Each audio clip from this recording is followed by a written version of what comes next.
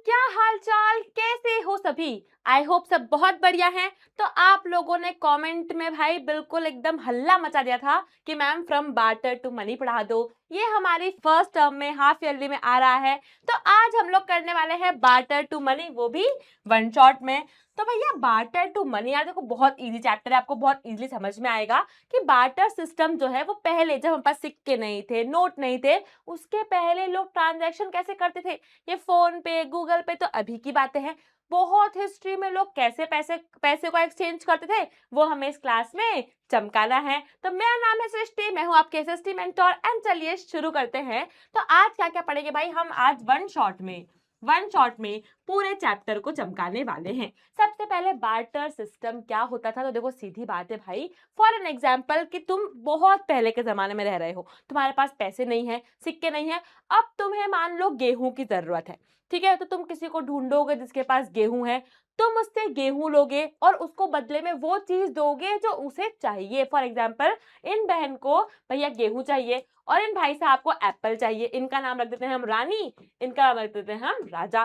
तो राजा भाई को क्या चाहिए भैया, राजा भाई को चाहिए एप्पल। उनका था कि an apple a day keeps doctor away, तो वो एप्पल ढूंढने निकले।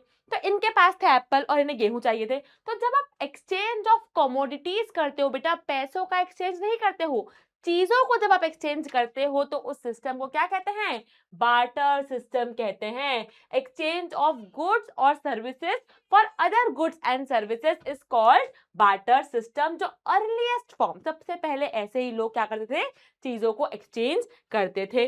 अब देखो बहुत सारी जगह, ऐसा नहीं सिर्फ इंडिया में, ऑल ओवर द वर्ल्ड बेटा बार्टर सिस्टम चलता था। कॉरी शेल, जो कॉरी आती है ना, cowrie shell, salt, tea, tobacco, cloth, even गाय, हॉर्स, शेप, सीड्स, इन सब को एज अ मनी यूज करते थे कि भैया लो यार तुम मेरी एक गाय ले लो, मुझे बदले में 100 किलो गेहूं दे दो। तुम मेरा एक गोट ले लो और मुझे बदले में 100 किलो एप्पल दे दो। मतलब लोग चीजों का एक्सचेंज करते थे। ऐसा भी करते थे कोई कोई कि एक काम करो, तुम मुझसे 1 किलो गेहूं ले लो और 1 घंटे मेरे घर में काम कर दो। सर्विसेज का एक्सचेंज भी यहाँ पर होता था। और अलग अलग फॉर्म ऑफ मनी था भाई। फॉर एग्जाम्पल स्टोन, है ना, giant disc of rocks called rice stones were used as money on Yap island. तो पैसिफिक ओशन में बड़े बड़े स्टोन्स को एज अ मनी यूज करते कि तुम्हारे पास इतने स्टोन्स हैं, तुम ये लेके मुझे सामान दे दो। तो स्टोन्स का यूज था। एस्टेक कॉपर टोजाडेरो, दिख रहा है ऐसा system, it is a knife, है ना, काइंड ऑफ अ नाइफ। तो इसको यूज करते हैं सेंट्रल अमेरिका में। तेवाऊ, तेवाऊ क्या है, इस तरह का बेटा red feather coil made from birds feather, है ना, भाई पंछियों के फेदर से कॉइल बनती थी, गोल गोल कॉइल, उसको एज अ मनी यूज करते थे। तो before actual money this things were used as money in different parts of the world, ठीक है। और लोग सर्विसेज भी एक्सचेंज करते थे। अब भैया प्रॉब्लम थी यार, बहुत प्रॉब्लम होगी। तुम सोच के देखो कि कितनी प्रॉब्लम होगी। सोचो एक बार यार, कमेंट में लिखो क्या क्या दिक्कत तुम्हें लग रही है बार्टर सिस्टम की।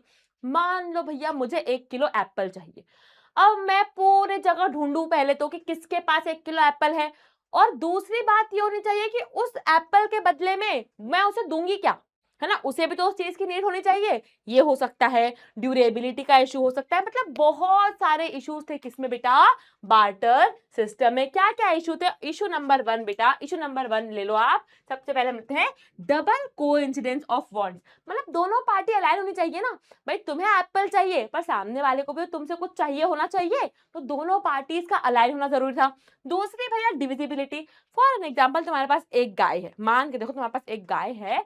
अब अगर तुम्हें उस एक गाय के बदले में 100 किलो गेहूं चाहिए, तो एक गाय तो बहुत महंगी है, 100 किलो गेहूं तो सस्ते हैं। तो तुम क्या उस गाय को कट करोगे क्या, तुम कैसे एक्सचेंज करोगे। तुम्हें भैया उस गाय, वो तुम्हारे पास तो एक गाय है, उसके बदले में तुम 1000 किलो गेहूं ले सकते हो। अब तुम्हें चाहिए सिर्फ 100 किलो, तुम कैसे एक्सचेंज करोगे। डिविजिबिलिटी थोड़ा ना कर सकते हो, तुम अपने सामान को, हर सामान को डिविजिबल थोड़ा ना कर सकते हो। ये प्रॉब्लम थी। ड्यूरेबिलिटी की दिक्कत थी कि भाई तुम्हारे पास कभी कभी ऐसे ही, मानो तुम्हारे पास 1000 किलो गेहूं है, अब वो रखे रखे ही खराब हो जाएंगे। कोई इंसान आके तुमसे उसका एक्सचेंज करेगा तब तुम्हारा काम बनेगा, नहीं तो ड्यूरेबिलिटी का इश्यू हो सकता है। पोर्टेबिलिटी का कंसर्न हो सकता है कि भाई तुम्हारे पास मान लो एक गाय है और कहीं दूर दराज से तुमको जो है गेहूं लेके आना है, तो तुम पहले गाय को लेके वहां जाओगे, वहां से गेहूं लेके यहाँ आओगे। पोर्टेबिलिटी का कितना कंसर्न है। ट्रैवलिंग इजी थोड़ी ना है, और स्टैंडर्ड मेजर नहीं है। आप कैसे मानोगे बताओ कि एक काऊ के बदले में कितने गेहूं आने चाहिए? कोई तोल तो है नहीं, कोई रुपए किलो तो है नहीं कि चलो 10 रुपए किलो गेहूं है तो हम ऐसा इस तरह से कुछ जोड़ ले। कोई मेजर ही नहीं है ना वैल्यू का।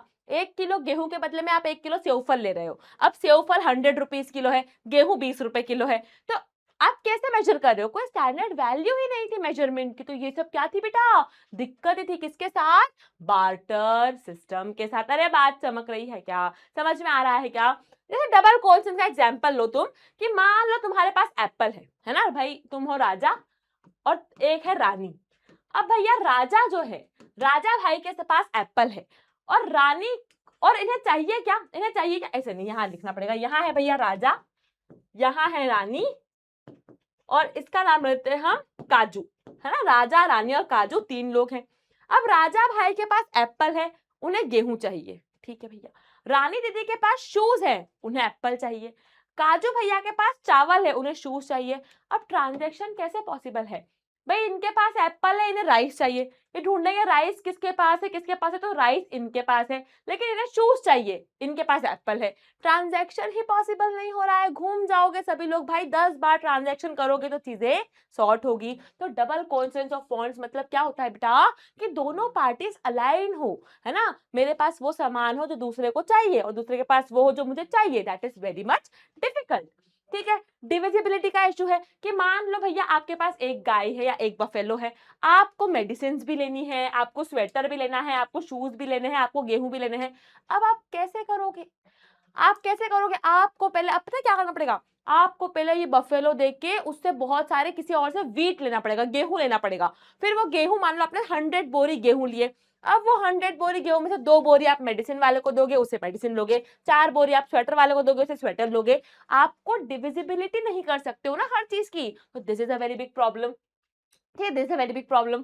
उसके बाद भैया स्टोरेज एंड पोर्टेबिलिटी। ये आप कैसे स्टोर करोगे यार? इतना आपने गेहूं स्टोर कर लिया, इतना वो कर लिया, इतने चावल कर, जब तक कोई आपसे वो बार्टर में इधर से उधर नहीं करेगा, आपको उन्हें स्टोर करना पड़ेगा, है ना। आपको उन्हें ट्रांसपोर्टेशन का इशू आ सकता है। ठीक है। डबल कॉन्सेप्ट ऑफ फॉन्ट्स हमने समझ लिया। ठीक है। इसका एग्जाम्पल बेटा, इसका ना डेफिनेशन भी आ सकता है एग्जाम में, तो ये याद कर लेना कि एक इकोनॉमिक कॉन्सेप्ट है या एक सिचुएशन है बेटा, जहां दो लोगों के पास ऐसी चीज हो जो वो एक्सचेंज कर सके, है ना। कि मेरे पास चावल है, आपके पास सेवफल है, तो आपको चावल चाहिए और मुझे सेवफल चाहिए, तो हम एक्सचेंज कर सके, उसे क्या कहते हैं?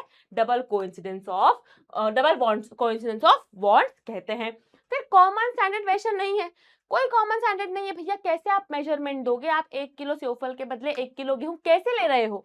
कोई पैसे का हिसाब तो है नहीं। तो this are all the issues with barter system. सब क्या थी बेटा जी? दिक्कतें थी। डिविजिबिलिटी, पोर्टेबिलिटी, ड्यूरेबिलिटी, ये सभी दिक्कतें किसके साथ थी? किसके साथ थी? बार्टर सिस्टम के साथ थी। अरे बात चमकी क्या? अरे बात चमकी क्या? क्या आज बार्टर सिस्टम चलता है? पूकी मैडम है, ये पूछ रही हैं कि मैम समझ में आ गया, बार्टर सिस्टम तो बहुत पुरानी बात हो गई। आज तो हमारे पास पैसे हैं। पैसे क्या, आज तो हमारे पास गूगल पे, फोन पे, पेटीएम है। पर क्या आज बार्टर सिस्टम चलता है? सोचो यार, सोचो। याद है वो एक दीदी आती है घर पे, एक दीदी आती है और क्या कहती है?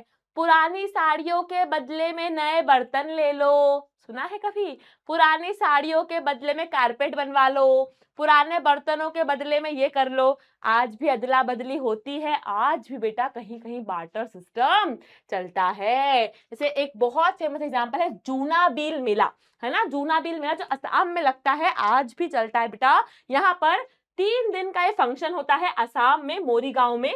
जो 15th सेंचुरी में बेटा क्या हुआ था?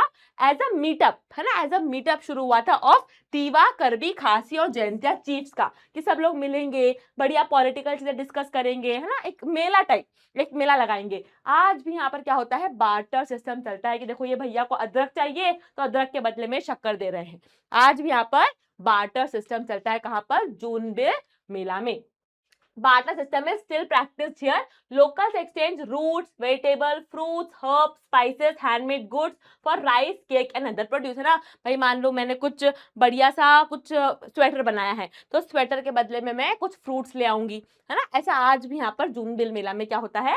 बार्टर सिस्टम चलता है। और यहाँ पर बेटा it begins with Agni puja for universal wellbeing blend tradition culture and community bonding, है ना। सबसे पहले ये मेले में अग्नि की पूजा होती है और फिर 3 दिन का ये मोरी गांव का मेला शुरू होता है, जहां पर बहुत सारे लोग आके क्या करते हैं, बार्टर सिस्टम से चीजें खरीदते बेचते रहते हैं। ठीक है। नाउ आज भी बेटा, आज भी आपने देखा होगा, आज क्या बार्टर सिस्टम कहीं चलता है? डेफिनेटली आपने देखा होगा, आती है ना दीदी, पुराने बर्तन के बदले में कपड़े ले लो। आज भी बेटा बार्टर सिस्टम चलता है। आज भी हम लोग बार्टर से, हम लोग बुक्स की करते हैं, बुक्स तुम करते हो, तुम अपने सीनियर्स को अपनी बुक्स देते हो, उनसे अपनी बुक्स लेते हो, बुक्स का एक्सचेंज भी तुम करते हो। तो आज भी कहीं ना कहीं बार्टर सिस्टम चलता है। हर जगह पैसा नहीं, बार्टर सिस्टम आज भी कहीं ना कहीं चलता है। फिर क्या हुआ बेटा, फिर आता है पिक्चर में थोड़ा सा बदलाव, है ना। फिर आता है मनी। अब भैया बार्टर सिस्टम की दिक्कतें तो बहुत थी, अब भाई कुछ तो चीज चाहिएगी ना जो सॉलिड हो, जो ऐसा हो कि बार्टर सिस्टम के प्रॉब्लम्स को सॉल्व कर सके। तब आती है बेटा मनी की बारी। मनी मतलब पैसा, है ना, सिक्के, कॉइन्स, नोट, इन सबसे पहले सिक्के आए ना। सिक्कों में फिर देखा यार कि तो मेटल के बनते हैं, बहुत महंगे पड़ते हैं। सोने चांदी के सिक्के पहले आए, फिर धीरे धीरे तांबे के सिक्के आए, फिर वो महंगे पड़ने लगे। फिर भाई सिक्कों में अगर आपको 10,000 रुपए चाहिए तो आप कितने सिक्के रखोगे? फिर धीरे धीरे पेपर के नोट आए, फिर पेपर से अब नोट बना लेते हैं, फिर बड़े बड़े नोट बने, 2-2 हजार तक के नोट बने। फिर समझ में आया नोट भी कैरी करना बहुत डिफिकल्ट है, अब ऑनलाइन मनी होता है, ऑनलाइन ट्रांजेक्शन पैसा। आज आप देखो भाई, मैं अपना एग्जांपल लूं तो मेरी जेब में इतनी बार मार्केट जाती हूँ पर कभी कभी 100-200 रुपए भी नहीं होते हैं। क्यों? क्योंकि ऑटो वाले से लेके तो सब, हर कोई तो ऑनलाइन ले रहा है ना। Every transaction is online now. तो देखो कैसे बार्टर सिस्टम से हम ऐसी जगह चले गए जहाँ जेब में पैसे रखने की जरूरत नहीं है, ऐसे ही आपका काम हो रहा है। आगे और कुछ नई चीजें आ सकती है ना। तो मनी का क्या क्या फीचर है बेटा, it is a medium of exchange. ये ट्रांजैक्शन इजी हो गया, यहाँ डबल कोइंसिडेंस ऑफ बॉन्ड नहीं चाहिए, सबको पैसा चाहिए, आप पैसा दो चीज लो, कोई दिक्कत नहीं है। स्टोर ऑफ वैल्यू, भैया आपको क्या है कि आप स्टोर करके रखोगे तो आपको कोई पैसा कोई खराब नहीं हो रहा है, और आपने स्टोर करके रखा है, आपके पास वो पैसा आपका ही रह जा रहा है। Preserve purchasing power over time, है ना, पैसा आपके पास रहेगा तो आप कभी भी कुछ भी खरीद सकते हो, आपको कोई दिक्कत नहीं है कि भाई 100 किलो गेहूं की बोरी मेरी लगी हुई है तो मैं कैसे करूंगा। ठीक है। उसके बाद कॉमन डिनोमिनेशन, सबके पास पैसा है, एवरीवन हैज मनी, है ना, सबके पास पैसा है, सब आराम से क्या कर रहे हैं, पैसे को सब लोग एक्सेप्ट भी करते हैं और सब लोग रखते भी है, तो कॉमन डिनोमिनेशन है। फिर deferred payment allow for future settlement. देखो मनी के कारण, मनी से क्या होता है ना, आप लोग फ्यूचर में भी सेटलमेंट कर सकते हो। फॉर एग्जाम्पल मान लो कि आज आपको 1 किलो राइस चाहिए, है ना। पहले अगर बार्टर सिस्टम था तो आपको ढूंढना पड़ता था कि यार मैं 1 किलो राइस किसी से लूंगा तो उसको बदले में क्या दूंगा, मेरे पास क्या, उसी समय पेमेंट करना पड़ेगा, उसी समय चीजों को एक्सचेंज करना पड़ेगा। लेकिन मनी इसमें क्या होता है, आप लोग ऐसा भी करते हो कि आपके कोई दुकानदार है, आप उनको बोलोगे यार 1 तारीख को आपको पेमेंट करूंगा, हर 1 तारीख को आपको पेमेंट कर दूंगा। तो आप क्या कर सकते हो ना, फ्यूचर में भी सेटलमेंट कर सकते हो ना, लोन ले सकते हो। आजकल हम लोन्स ले लेते हैं, लोन ले लेके काम करते हैं। बार्टर में सिस्टम में था क्या कि आपने लोन ले लिया फिर आप बाद में पेमेंट कर दो, नहीं, आज हम ईएमआई पे फोन, मोबाइल, लैपटॉप सब कुछ ले सकते हैं। तो वो सब किससे शुरू हुआ बेटा, it has happened because of money. ठीक है। अब मनी में दिक्कतें आने लगी। अब देखो दिक्कतें क्या क्या थी, ये सारी दिक्कतें, double concept of bond, durability, divisibility, profit portability और no standard value of measure. ये सब किसकी प्रॉब्लम थी? ये सब प्रॉब्लम थी बार्टर सिस्टम की, बार्टर सिस्टम की। फिर क्या आता है, फिर आते हैं कॉइन्स, है ना, फिर आते हैं कॉइन्स। तो कॉइन्स ने ये सारी दिक्कतें सॉल्व कर दी, कॉइन्स ने सारी दिक्कतें सॉल्व कर दी, double concept of bond, durability, सारी दिक्कतें। फिर कॉइन की दिक्कत क्या हुई बेटा, क्योंकि वो बहुत महंगा पड़ता था, मेटल से कॉइन बनता, सिक्का बनता, और अगर आपको 10,000 20,000 रुपए चाहिए तो कॉइन्स में कितना आप कलेक्ट करोगे। फिर धीरे धीरे क्या हुआ, पेपर नोट्स आए। ठीक है। कॉइनेज जो सबसे अर्लीस्ट फॉर्म ऑफ मनी है। हर एक किंगडम आपने देखा है, अशोका द ग्रेट, अलग अलग राजघरानाओं के अलग अलग कॉइन्स थे, है ना।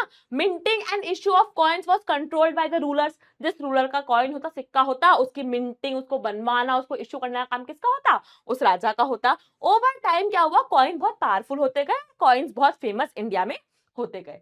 ठीक है। Coins were made from gold, silver, copper and then अलग, है ना, कॉइन्स हमेशा सोने के, फिर सिल्वर के, फिर धीरे तांबे के सिक्के आने लगे।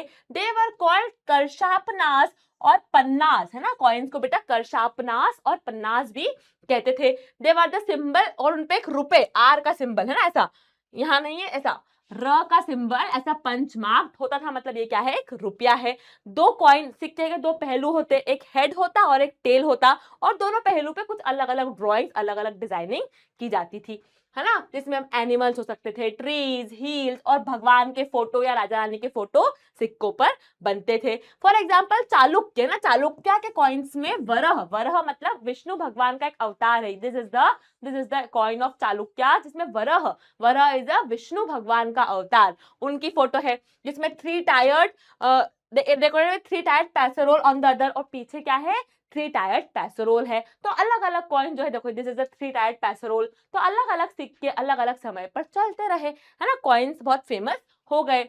रुपीज साइन जो है वो बेटा अडॉप्ट कब हुआ, वो गवर्नमेंट ऑफ इंडिया ने 2010 में अडॉप्ट किया, और ये उदय कुमार नाम के एक व्यक्ति थे जो आईआईटी बॉम्बे से पास आउट थे, है ना। तो आईआईटी बॉम्बे के पास आउट बंदे थे उदय कुमार, उन भाई साहब ने जो है ये सिंबल र का सिंबल कौन लेकर आए, उदय कुमार जी, जो आईआईटी बॉम्बे से पास आउट थे। फिर क्या हुआ, बार्टर सिस्टम के बाद नॉन मेटेलिक मनी आया, कॉइनेज सिस्टम आया, फिर मेटेलिक मनी आया, और other forms of money is also discovered. तो मतलब यही कि भाई बार्टर सिस्टम के बाद क्या हुआ, सिक्कों का प्रचलन हो गया है, कॉइन्स का प्रचलन हो गया है। अब क्या हुआ बेटा, कॉइन्स की अपनी दिक्कत थी, मैंने आपको कॉइन्स की दिक्कत बताई। फिर क्या आता है, पेपर मनी। तो पेपर जो है वो सबसे पहले बेटा चाइना ने लेट 18th सेंचुरी में डिस्कवर किया था। अब क्योंकि कॉइन्स बहुत छोटे डिनोमिनेशन के लिए यूज करते, तो पेपर मनी को हायर कि 1000, 2000, 10,000 रुपए के लिए पेपर मनी हम डिस्कवर करते रिसेंटली। और हमारे इंडिया में ये पेपर मनी को पूरा बनाना, छापने का और इसको इश्यू करने का पूरा काम किसका है, reserve bank of India, RBI का है, जो पूरा सब कुछ कॉइनेज सिस्टम, पूरा जो मनी सिस्टम है इंडिया का, वो क्या करती है, कंट्रोल करती है। Now, apart from tangible form of money such as coins and paper notes, money has taken intangible form that we cannot touch and feel. तो अभी तक तो हम छू पाते थे सिक्कों को, नोट को, लेकिन अब फोन पे, पेटीएम, क्रिप्टो करेंसी, बिटकॉइन, इन सब के आते आते अब हम डिजिटल दुनिया में आ गए हैं, डिजिटल मनी में आ गए हैं, और हमारे पास इनटैंजिबल मतलब वो मनी तो हम छू नहीं सकते हैं। फिर यही खत्म करते हैं, मिलूंगी आपसे अगली क्लास में, तब तक के लिए keep studying, keep rocking, bye bye, thank you.